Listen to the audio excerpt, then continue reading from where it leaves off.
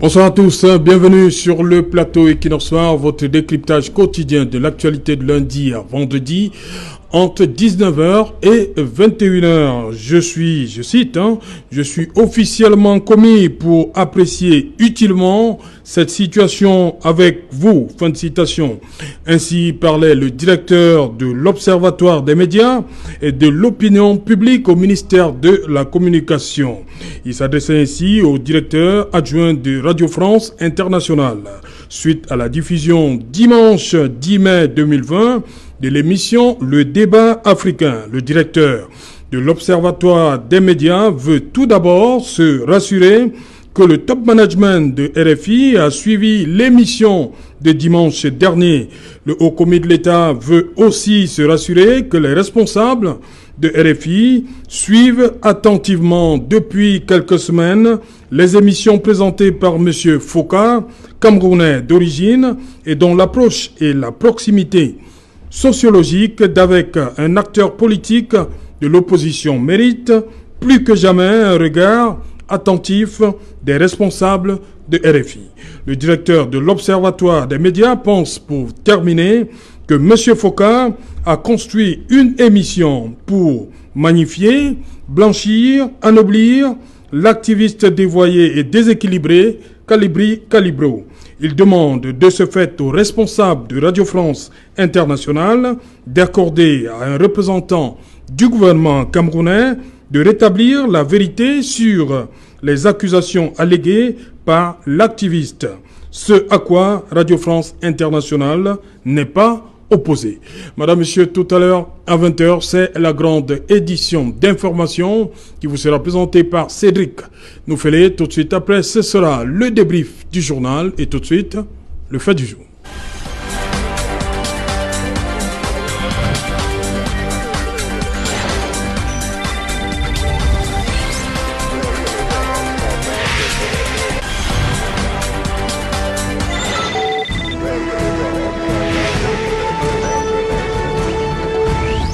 Armoirie de la République et propos stigmatisants. Pourquoi? C'est une interrogation, madame, monsieur, pour répondre, une tentative à cette problématique. Nous avons sur ce plateau à Douala l'honorable Marlise Douala-Bel. Honorable, bonsoir et bon retour. Bonsoir. Bonsoir et je suis ravi d'être là. Oui. Et c'est l'occasion pour moi, avant qu'on ne commence, de dire merci au personnel de santé, à toute l'équipe qui prend en charge les malades. Vous applaudissez aussi, comme on vous voit en France. Qu'est-ce que vous faisiez quotidiennement pour les encourager, honorable Douala-Bel? En France, ils se mettaient aux fenêtres là pour applaudir à 20h. Ils se mettaient, oui, surtout applaudir pour qu'on sache qu'ils sont tous vivants. Ah, ok.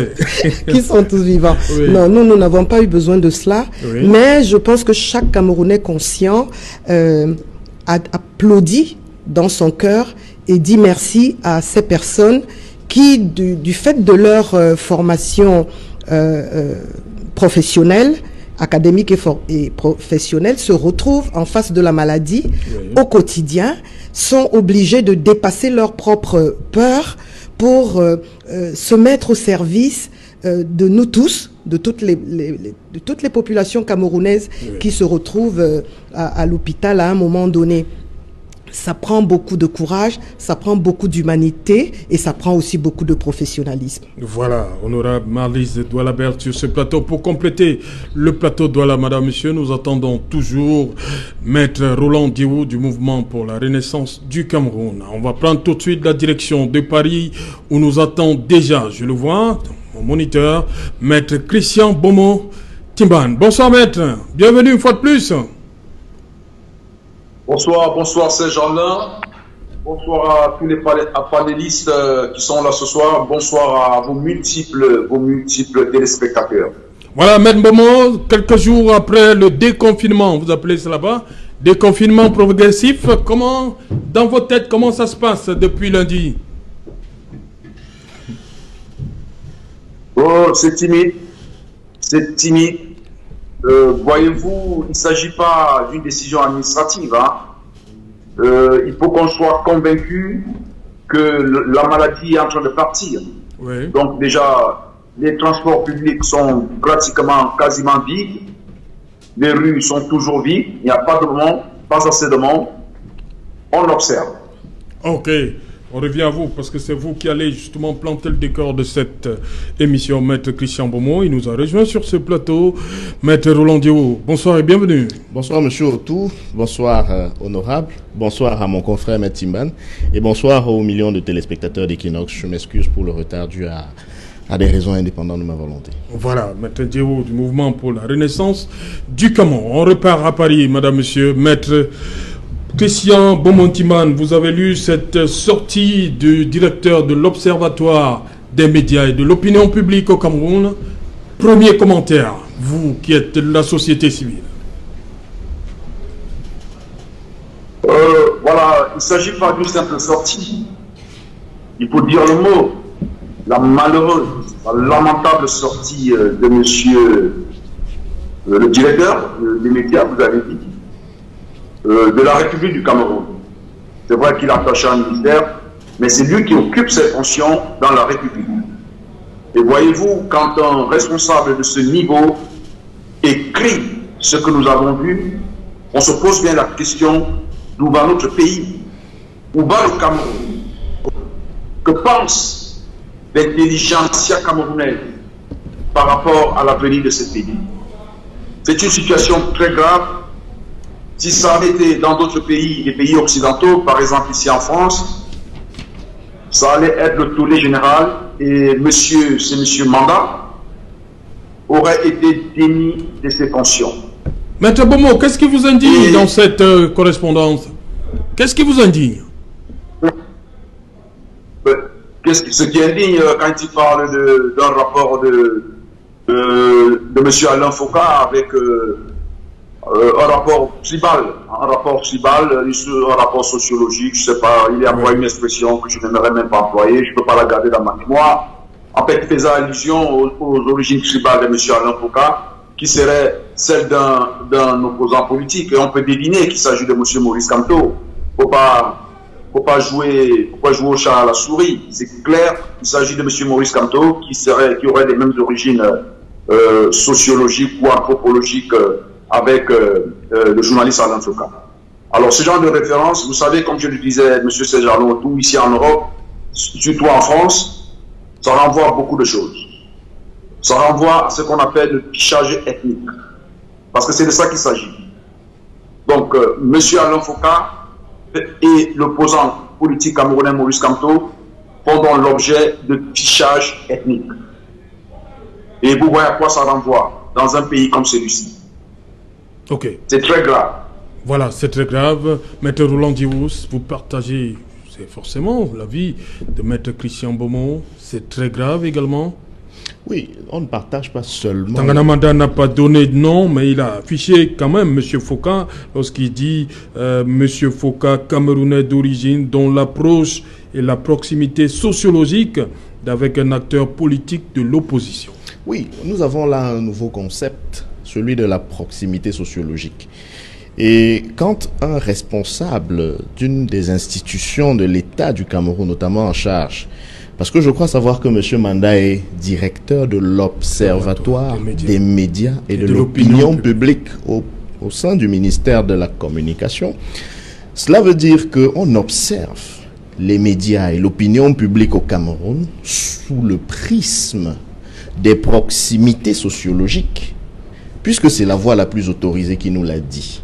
Et donc, au niveau de ce gouvernement-là, on tire des conclusions sur la base d'une grille de lecture sociologique du Cameroun. Et ce qui me gêne, c'est que on prend les instruments de l'État pour faire ce genre d'analyse lorsque cela concerne précisément l'opposant politique qu'ils n'ont pas souhaité nommer. Mais tout le monde sait qu'il s'agit du professeur Maurice Kamto, parce que M. Mandal lui-même, s'il fallait lui retourner un peu son appareil intellectuel, on ne se serait posé la question de quelle proximité sociologique lui aussi peut-il se réclamer, voyez-vous? Et si on étend la question en ce qui concerne d'autres acteurs de l'opinion publique qui en général sont peu critiques, et ça c'est être poli, qui soutiennent le régime en place, On peut effectivement également se poser la question de savoir quelle serait leur proximité sociologique. Mais cela n'est pas surprenant. Parce que voyez-vous, nous vivons dans un pays qui a fait l'objet d'une période coloniale et d'une période post-coloniale dont le ciment fondamental, c'était justement l'exaspération des divisions et des différences entre les uns et les autres, entre les membres de la collectivité Cameroun. C'était donc une politique coloniale qui est devenue une politique post-coloniale dont le régime RDPC se vante aujourd'hui, parce que vous voyez bien que ce régime l'a même théorisé. Quand vous entendez parler du libéralisme communautaire, je crois que c'est le stade le plus avancé de la théorisation de la grille de lecture sociologique d'une société. Vous voyez que si on dissèque les deux vocables qui constituent le concept de libéralisme communautaire, vous avez d'un côté le libéralisme, vous avez de l'autre côté la communauté. Si on comprend le libéralisme dans son sens le plus basique, qui est celui du libre cours des règles du marché, alors s'il faut appliquer cela à la théorie du libéralisme communautaire, cela sous-entend que c'est un marché dans lequel s'affrontent des communautés. Donc, le théoricien de la gouvernance de notre pays depuis 38 ans, 37-38 ans, pense la société qu'il gouverne sous l'angle communautaire et donc jette les communautés à se livrer entre elles une bataille dans laquelle l'État, pour reprendre un peu les éléments théoriques du libéralisme, serait simplement le régulateur. Sauf que l'État lui-même est aux mains. C'est un peu le jeu de l'observateur-acteur. Il régule, mais il régule en étant dans le jeu. C'est d'ailleurs ce qui permet d'aboutir à la théorie du tribalisme institutionnel. Parce qu'à partir du moment où on regarde la société du point de vue de la tribu, et pas de la tribalité, mais du tribalisme, quand on n'est pas simplement observateur, mais acteur, et pas n'importe lequel, acteur de pouvoir, dont la principale dynamique est celle soit de la conquête, soit de la conservation, mais davantage la conservation, puisque le cas qui nous concerne, c'est un régime qui est là depuis une trentaine, quarantaine d'années, alors on ne peut pas être dans le libéralisme, c'est-à-dire le laisser-faire. On voit bien qu'il y a de la manipulation, et c'est cette manipulation-là, sous les prismes de la communauté, qui s'exaspère dans le débat public aujourd'hui, sous les concepts comme celui de la proximité sociologique, qui visiblement sert de grille de lecture, désormais, à notre pouvoir en place. Et c'est d'ailleurs pour ça que vous pouvez avoir des termes du même genre qui rentrent dans même les constitutions. C'est également pour ça que vous avez des notions comme celle de l'équilibre régional, qui n'est pas à la pratique un équilibre régional, mais un équilibre communautaire. Vous voyez donc que cela n'est pas du tout surprenant. On voit simplement des métastases de quelque chose qui est une théorie parfaitement assumée par le gouvernement en place, qui est celle de considérer le Cameroun comme un conglomérat de communautés qui s'affrontent et qu'on gagnerait à faire affronter, parce que vous savez comme moi que diviser pour mieux régner est la meilleure façon de fonctionner. Mais je dois rappeler que au-delà de l'indignation, nous devons vraiment et résolument changer de cap. Et c'est à cela que nous invitons nos concitoyens dans le cadre de la Renaissance nationale. Nous devons sortir des villages pour aller à la République, parce que nous sommes des citoyens. Nous sommes certes des Camerounais avec chacun une origine précise, une identité, une culture. Soit, c'est un fait. Et ce fait est aussi hasardeux que peut l'être le fait d'être de couleur noire, de couleur blanche. Personne n'a choisi le fait d'avoir cette identité-là, comme personne n'a choisi le fait d'avoir telle ou telle couleur de peau. Donc, si le déterminant est l'identité, la différence, cela est un problème dans la mesure où c'est cette différence qui va cristalliser les efforts de la société. La société doit se concentrer non pas sur les différences, mais précisément sur ce qui permet à ce que nous puissions tous avec nos différences, faire partie d'un tout, d'un vivre ensemble. Et c'est à ça que sert la notion de république, la res publica, la chose publique, est le meilleur outil en république pour garantir le vivre ensemble. C'est bel et bien la démocratie, que je préfère appeler la justice, pour ne pas utiliser des concepts qui peuvent être dévoyés. Voilà, honorable Marlis Doualabel, est-ce que vous également, vous vous indignez face à ce que les précédents orateurs considèrent comme de la stigmatisation pure? Je m'indigne. Dans cette lettre. Je m'indigne. Oui. Surtout. Oui. Sur l'incapacité de ceux qui, comme moi, pensent être les leaders de ce pays et qui veulent occulter la réalité. Il n'y a pas de nouveau concept. Non. La proximité sociologique, c'est le prénom du tribalisme. Et le tribalisme, nous connaissons. Maître connaît, vous connaissez et moi je connais. Pour au moins en avoir été victime, mais aussi quelquefois en avoir été acteur. Donc, quand on met en avant ce nouveau, entre guillemets, concept, il n'est pas nouveau. Il a été exprimé de cette façon-là, peut-être pour montrer les capacités linguistiques de Sa Majesté.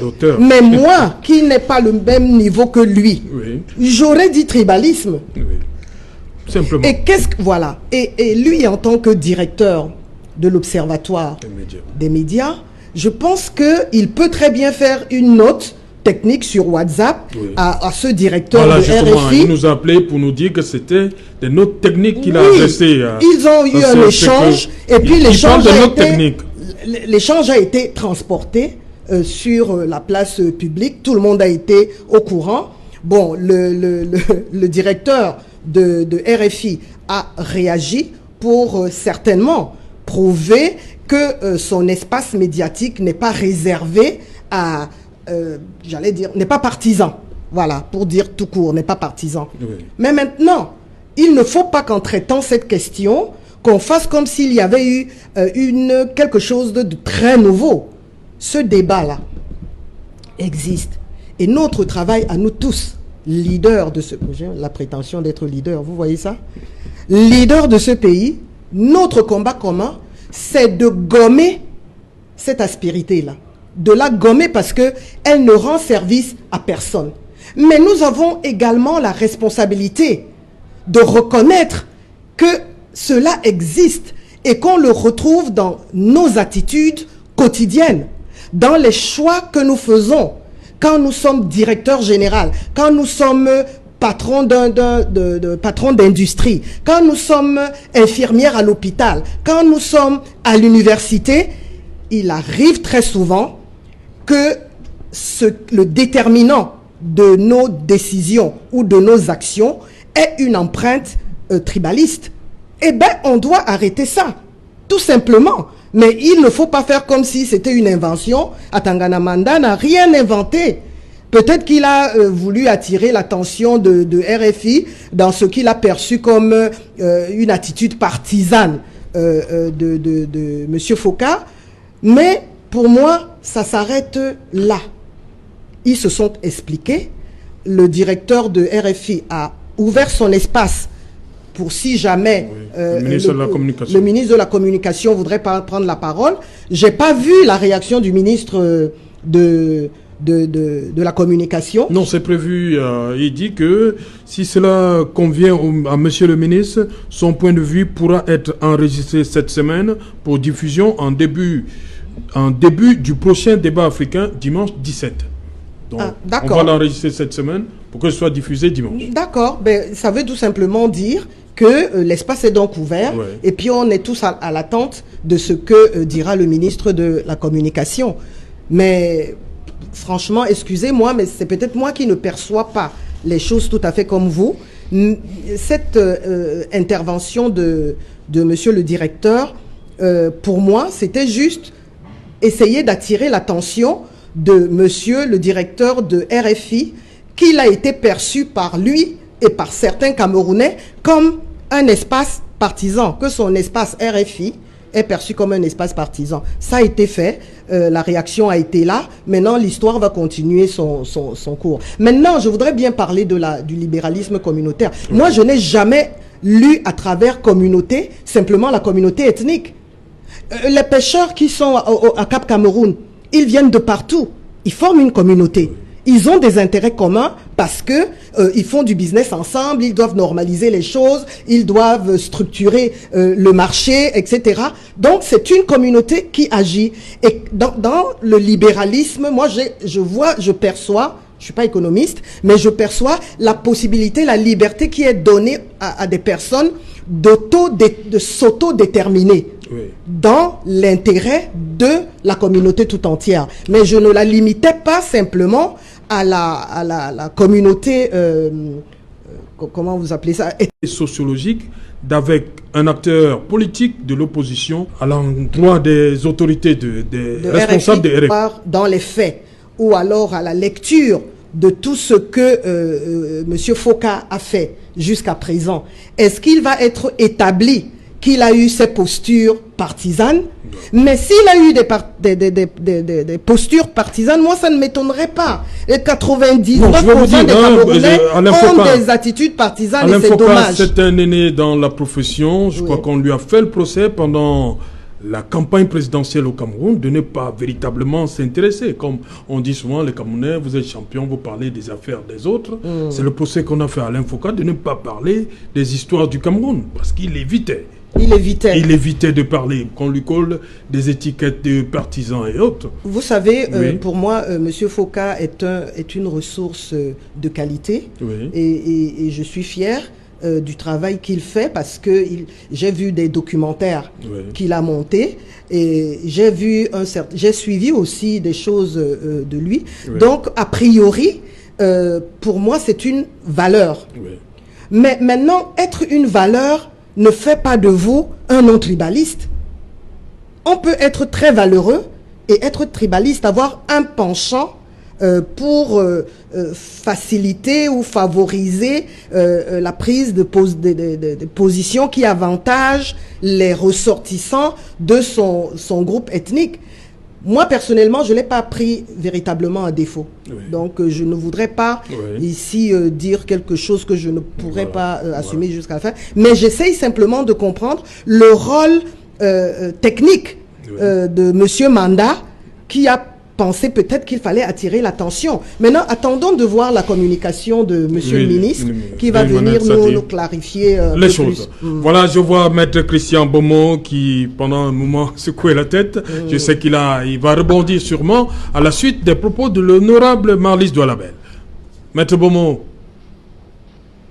Oui, Serge Alain, je suis très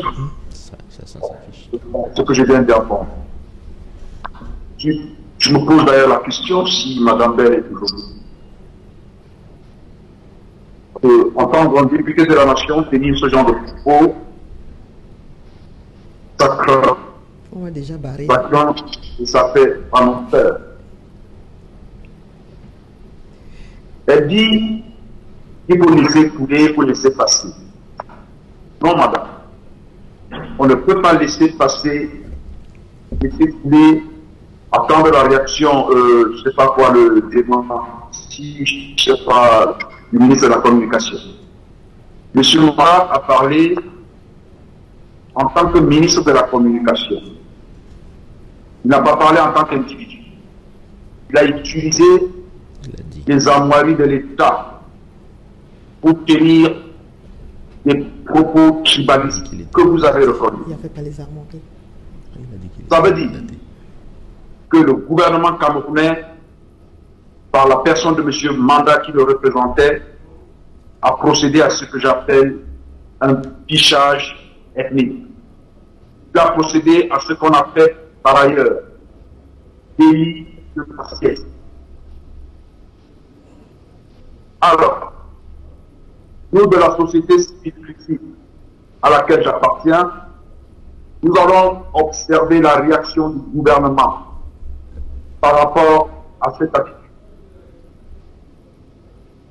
Monsieur Félix Sadi, ancien secrétaire général du RDPC, ministre de la Communication du Cameroun, le premier ministre chef du gouvernement, sont interpellés à la suite des propos tenus par un fonctionnaire de l'État du Cameroun qui représente cet État et qui a décidé de procéder, je le redis encore, à un fichage, à un catalogage ethnique d'un Camerounais. C'est une situation grave. C'est une situation, je dis bien, gravissime. On ne peut pas laisser faire. On ne peut pas passer outre. Il faut que le gouvernement se prononce sur ce cas. Je ne veux pas savoir ce qu'a fait monsieur Alain Foucault, quand bien même il aurait fait, je ne pense pas que ce serait de cette manière. Parce que moi, j'ai eu l'avantage aussi d'écouter et de suivre M. Alain Foucault dans ses multiples émissions à RFI. Jamais, je dis jamais, je n'ai entendu parler ou favoriser un opposant politique camerounais parce qu'il serait de sa tribu. Ça n'existe pas et ça n'a jamais existé. Et si M. Alain Foucault avait tenu des propos tribalistes, la société civile critique à laquelle j'appartiens serait sortie. M. Manda a tout simplement exprimé ses émotions grégaires d'un homme qui est l'autre à cause de sa tribu. Il est tous ceux qui sont de la tribu de M. Foucault et de cet opposant politique. Il a manifesté. Il est soupçonné. Il est soupçonné de tribalisme. Le tribalisme ne se soupçonne pas. Le tribalisme, ce sont des faits. Quand vous soupçonnez quelqu'un d'être raciste, d'être tribaliste, vous êtes en faute. Et d'ailleurs, j'encouragerais monsieur Boka, qui a fait l'objet d'une dénonciation calomnieuse et aussi de stigmatisation tribale, de porter plainte à M. Manda, que ce soit en France ou au Cameroun. Il ne s'agit pas d'une simple déclaration partisane d'un parti, comme j'ai entendu la députée dire tout à l'heure. Il s'agit d'une atteinte au fondement de notre République. La République camerounaise, dans sa constitution, refuse ce genre de stigmatisation des tribus en parlant d'égalité. L'égalité nous interdit d'avoir ce regard. Il y a des individus, des Camerounais, qui ont posé des actes tribalistes, il revient à la justice. D'ailleurs, l'Assemblée nationale du Cameroun vient de voter une loi sur le tribalisme. On ne soupçonne pas de tribalisme. C'est ce qui a été à l'origine de la Shoah. On a soupçonné les Juifs. On les a condamnés parce qu'ils étaient Juifs. Et dans le cas d'espèce, on condamne M. Foucault et l'opposant politique camerounais parce qu'ils sont d'une même tribu. Je ne veux pas prendre ça à la légère. Ce n'est pas un débat de salon. Les fondements de notre République sont en danger. Et M. Manda, s'il est un homme digne, s'il est un patriote, doit de lui-même déposer sa démission auprès de ceux qui l'ont nommé. Cet homme ne mérite plus de s'asseoir dans un bureau camerounais. Et je le dis avec tout le sérieux nécessaire. Ok. Voilà. Voilà, Maître Roland Diéhou, lorsque dans cette correspondance, le directeur dit « Le ministre de la Communication du Cameroun me charge par la présente de prendre langue avec vous ». Plus bas, il dit « Je suis officiellement commis pour apprécier utilement cette situation avec vous ». Et Maître Bomo le disait tout à l'heure, est-ce que les fondements de la République sont en danger? Je vous remercie d'avoir lu ces extraits de cette note de M. Manda. Parce que il m'a semblé tout à l'heure, quand j'ai écouté l'intervention... M. Manda, qui nous a appelé cet après-midi, a insisté. Il dit que ce sont des notes techniques. Voilà. On ajoute à l'exacerbation du tribalisme la mythocratie. Parce qu'il y a une chose qu'il a écrite de sa plume et une autre qu'il vous a dite au téléphone. La chose qu'il a écrite de sa plume, c'est qu'il est chargé par sa tutelle, oui, par son patron, de prendre langue avec le responsable d'un média international pour lui faire savoir que selon lui, et donc probablement selon le ministre qui l'envoie, il y aurait un certain traitement de l'information sur RFI qui, de leur point de vue, est partisan parce que celui qui fait cette émission-là aurait une proximité sociologique avec un opposant politique au Cameroun. Et il termine sa correspondance en indiquant aux médias en question qu'il est investi de plein pouvoir pour traiter de cette question-là avec le média en cause. De mon point de vue, ça ressemble... De mon point de vue, ça ressemble plus à une demande de droit de réponse qu'à une note technique. Tout à fait humblement, parce que je ne pense pas avoir les outils du métier de journaliste pour en parler avec autorité, mais tel que cette correspondance est libérée, il s'agit de solliciter du point de vue du ministère de la Communication, tout au moins sous de l'Observatoire des médias, un droit de réponse vis-à-vis de ce qu'ils ont considéré comme étant un traitement partial de l'information. Laquelle partialité, selon eux, et c'est ça qui m'intéresse. On peut avoir un traitement partial simplement par manque d'objectivité. Mais le directeur de l'Observatoire des médias souligne que selon lui, ce traitement partial est dû à la proximité sociologique. Et c'est ça qui fait problème, honorable. Évidemment, et là je suis d'accord avec vous, ce n'est pas un phénomène nouveau. Et je crois que c'est plutôt vous qui m'avez rejoint sur cette question, puisque je vous ai indiqué que c'est même les fondements du régime en place. Cette logique de la lecture selon les œillères du tribalisme de la société camerounaise. On est dans la société précisément du soupçon, parce qu'on ne voit pas les gens pour ce qu'ils sont. On n'écoute pas ce qu'ils disent. On les soupçonne. Je prends la question du tribalisme, puisque c'est de ça qu'il s'agit. Bien entendu. D'ailleurs, vous avez utilisé une formule tout à l'heure que j'emprunterai volontiers. La proximité sociologique, c'est le prénom du tribalisme, et on est tous d'accord là-dessus. Disons-nous les choses franchement. Sur la question du tribalisme, l'opposant politique dont on parle, au moins on ne lui reprochera pas de n'avoir jamais pris position sur la scène publique vis-à-vis de cette question délicate mais importante. Parce qu'il l'a fait dans au moins, à ma connaissance, 2 ouvrages de référence, et il y a une 20aine d'années, au moins. Le premier ouvrage dans lequel il traite vraiment de manière large de la question de l'ethnicité et de la tribalité, de l'ethnisme et du tribalisme, c'est l'urgence de la pensée, paru en 1991.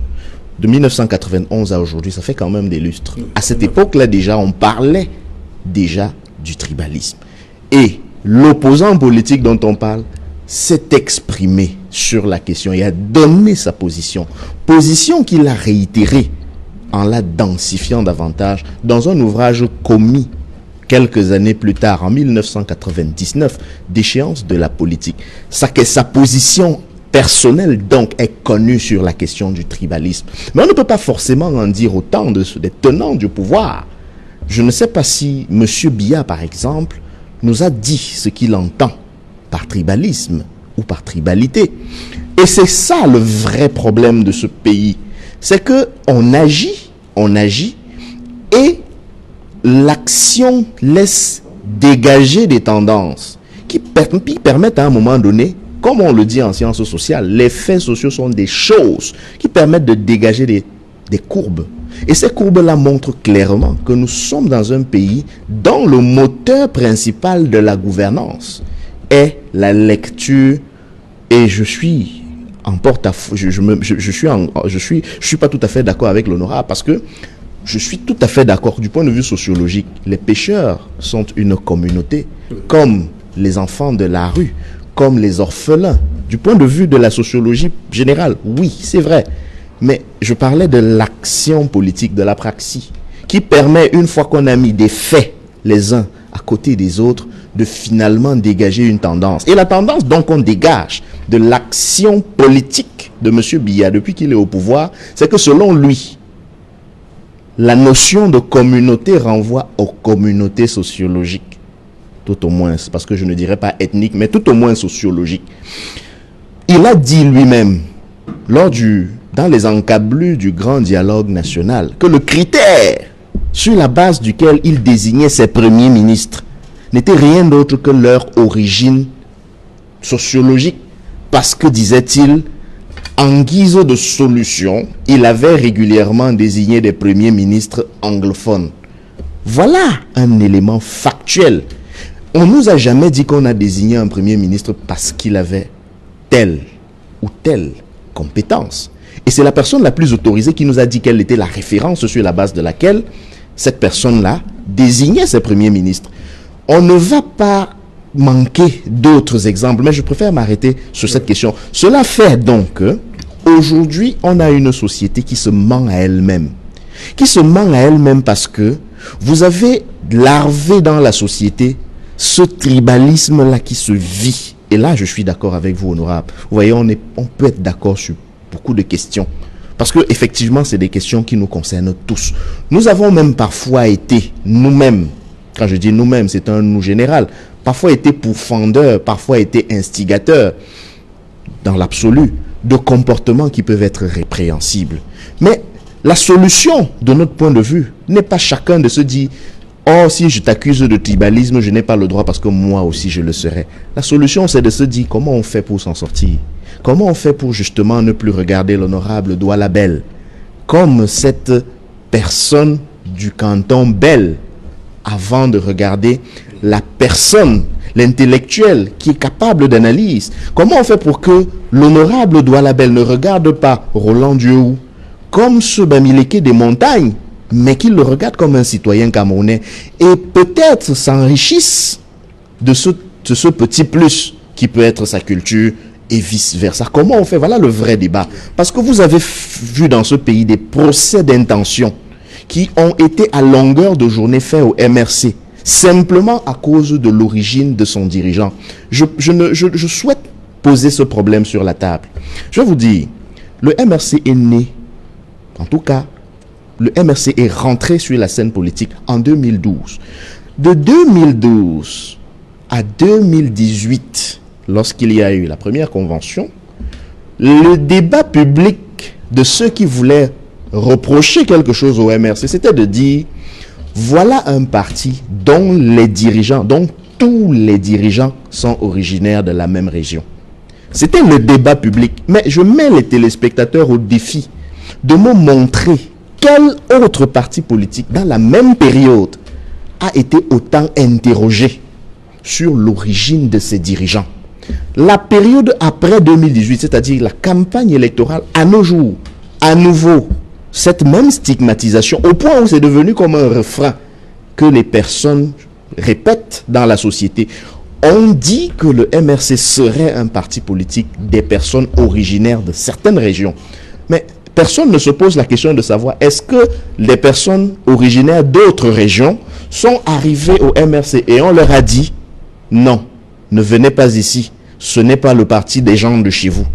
Est-ce qu'on s'est posé la question de savoir celui qui refuse délibérément, probablement à cause de l'origine ou de la proximité sociologique des dirigeants d'un parti d'y adhérer, est-ce que ceux-là ne sont pas aussi des tribalistes? C'est pour ça que pour moi, je crois que la question doit être traitée de manière holistique. On doit traiter de la question du tribalisme institutionnel, du neutralisme tribalistique. Je crois qu'il faut mettre ça entre guillemets parce que je ne suis pas sûr que c'est un terme qui existe vraiment. Mais c'est pour exprimer l'idée selon laquelle même nos abstentions en société sont parfois liées aux reproches de l'origine sociologique. Le professeur Franklin Nyamsi au Cameroun. Tu vas le laisser parler combien de temps? Ouais. Non, Honorable. Non, maître, tu as déjà beaucoup parlé, vraiment. Je vais finir bientôt. Prenez votre mal en patience. Le professeur Franklin Nyamsi au Cameroun, dans une de ses interventions, a promis qu'il allait donner aux Camerounais quelques éclairages, notamment du point de vue historique et anthropologique, sur les constructions de divisions qui minent le Cameroun. Parce que, à l'entendre, et je crois qu'on peut être d'accord avec son analyse, la division du Cameroun est partie par plusieurs strates successives. Il y a, on va dire, la superstructure entre 4 ou 5 grands groupes. Vraiment des constructions qui visent à faire que les Camerounais ne se regardent pas comme des frères avant tout. Il y a, à côté de ça, les micro-constructions. Parce qu'on arrive aujourd'hui au Cameroun à opposer parfois les gens de villages voisins qui parfois sont, on peut dire qu'ils sont de la même ethnie, mais on arrive à opposer par exemple un Banganté à un Baham au nom du repli grégaire. C'est ces choses-là qui nous interpellent et nous invitent à dire à l'État qui nous gouverne, qui est le garant de notre contrat social, comment est-ce qu'il entend nous organiser mieux pour que justement on ne soit pas un conglomérat de villages qui s'affrontent dans un libéralisme débridé et orienté, mais une véritable société qui se renforce de sa diversité. La devise, je termine par là, la devise d'un pays au moins aussi divers que le Cameroun, qui est la Suisse, c'est un pour tous, tous pour un. Voilà. La devise d'un pays comme celui-là. Honorable Doualabel, vous comprenez davantage que ce qui dérange ici certaines personnes, c'est que la présence des armoiries de la République et ce discours stigmatisant, vous semblez dire que c'est pas... Il n'y a rien à voir, il faut circuler. Je voudrais d'abord répondre à notre... à Maître Beaumont. Maître Beaumont. Maître, vous avez fait quelque chose d'extrêmement grave. Et je crois que vous ne vous en êtes pas rendu compte. Oui. C'est la raison pour laquelle vous avez parlé de cette façon-là. On part d'un cas. On reproche à monsieur le directeur à Bangana Manda d'avoir tenu un propos, j'allais dire, décalé, je préfère dire comme ça, décalé, vis-à-vis c'est un euphémisme, hein, d'un autre Camerounais. Et du coup, ça laisse ce conflit entre deux personnes pour arriver à un conflit contre toute une ethnie, les Bamileke. Je trouve ça extrêmement grave. Vraiment. Parce que ça veut dire que Maître lui-même n'est pas suffisamment conscient de combien il est imbibé du jus tribaliste. On parle de deux individus. On parle d'un fait précis. Et on arrive à quelque chose de global sur le regard qu'on pourrait avoir sur toute une ethnie. Donc ça, j'espère qu'il a compris ce que je voulais dire. Je ne vais pas insister longtemps. Maintenant, je voudrais parler de la politique fiction. Je comprends pourquoi le MLC ne va pas y arriver si vite. Parce que vous êtes en plein dans la fiction. Mais attendez, quand on gère un pays, on gère des réalités. Et ces réalités-là, on ne les a pas forcément fabriquées. On en a hérité. Quand, dans les années juste après les indépendances, Monseigneur Ndogmo a tenu tout le discours qu'on connaît. Il faisait partie du RDPC. Et pourtant, il était un homme de Dieu.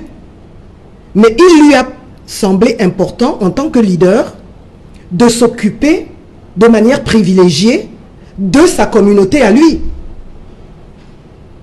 Si vous faites les statistiques des personnes que Monseigneur Ndogmo a envoyées faire des études en Occident, vous allez être édifié. Édifié de ce que, effectivement, se sentant leader d'une communauté, il ne s'est occupé pratiquement, les chiffres nous parleront de Paul Biya. Ce que Paul Biya essaye de faire, c'est de gérer son pays de manière à ce que ces problèmes d'identité ne soient pas stigmatisants. Que certains ne pensent pas qu'ils sont plus camerounais que d'autres. Et quand on pense à tout le monde, quand par exemple il y a des positions à occuper, comme vous avez dit que quand il veut prendre un premier ministre, il n'est pas fou. C'est l'échiquier politique qui lui permet de poser cet acte. Parce qu'il ne s'agit pas seulement de choisir une personne compétente, mais il va falloir choisir une personne compétente et consensuelle qui va permettre de conserver la cohésion de tout ce que nous sommes. Donc ce n'est pas forcément une mauvaise chose, mais notre travail à nous, pour les générations à venir, moi avant vous, maître, parce que vous venez bien après moi, mais c'est dès maintenant que nous devons donc préparer ce Cameroun dans le sens de la parole qu'on énonce. Énoncer les paroles, énoncer les références documentaires ou livresques, tout le monde peut le faire pour se donner des airs de savant. Mais en réalité, ça ne correspond à aucune vérité dans notre agir. Monsieur Atangana Manda, quand il dit qu'il se sent investi, c'est ça qu'il a dit. Hein? Oui. Mais je suis officiellement commis pour apprécier utilement cette situation. Je ne sais pas si c'est une commission, dans son job description, il y a ce travail qu'il est tenu de faire pour le Cameroun. Honorable Doualabel, oui. Je crois que le droit de réponse que sollicite le directeur de l'Observatoire des médias, c'est beaucoup plus en rapport avec la sortie de Calibri Calibro. Ce n'est pas par rapport à ce qu'il a dit sur Foka, parce qu'il dit notamment ses propos, voilà. Oui. Si on parlait de l'activiste... Qui n'est pas camerounais de souche, selon certains. Il est sénégalais. Voilà, selon certains. Oui, on va revenir. C'est l'heure du journal. Voilà. Parce qu'il y a la notion de camerounais de souche qui s'ajoute à la proximité sociologique. Voilà, on va revenir après le journal. La situation sécuritaire dans les régions du nord-ouest et sud-ouest, et vous suivrez la position du gouvernement camerounais sur l'évolution de la pandémie du coronavirus. Vous le savez, les acteurs sociaux se sentent exclus. Le JICAM et les syndicats l'ont encore fait savoir ce jour. Depuis la mise en place d'un plan de riposte sanitaire, ils n'ont pas été consultés pour la mise en œuvre des mesures économiques et sociales. Critiqué, le gouvernement est sorti de sa réserve. Nous en parlerons dans le journal de 20h. Et au moment où les Camerounais sont appelés à respecter les mesures barrières et les règles d'hygiène élémentaires, de nombreuses localités manquent d'eau potable. Nous allons vous proposer ce soir un reportage réalisé en Konsamba, là où les populations sont contraintes de parcourir des kilomètres pour aller dans des sources d'eau à qualité douteuse afin de se procurer de l'eau pour pouvoir répondre à leurs besoins quotidiens. Nous évoquerons également dans le journal de 20h la position de Paul Fokam Kamonieu, fondateur d'African First Bank. Il critique les dirigeants africains qui se tournent vers l'Occident pour demander de l'aide internationale, alors qu'il y a des intelligences en Afrique pour pouvoir résoudre les problèmes liés au Covid-19. Il s'exprime dans le journal de 20h. À suivre dans quelques instants. C'est Jalin. Voilà, madame, monsieur, c'est dans la fin de cette première partie Equinox Soir. On se retrouve après le 20h de Cédric Noufelé pour Equinox Soir, deuxième partie. Ce sera le temps du débrief. Nous serons toujours en compagnie de nos panélistes à Douala et à Paris. À Paris où nous attend toujours Maître Christian Beaumont.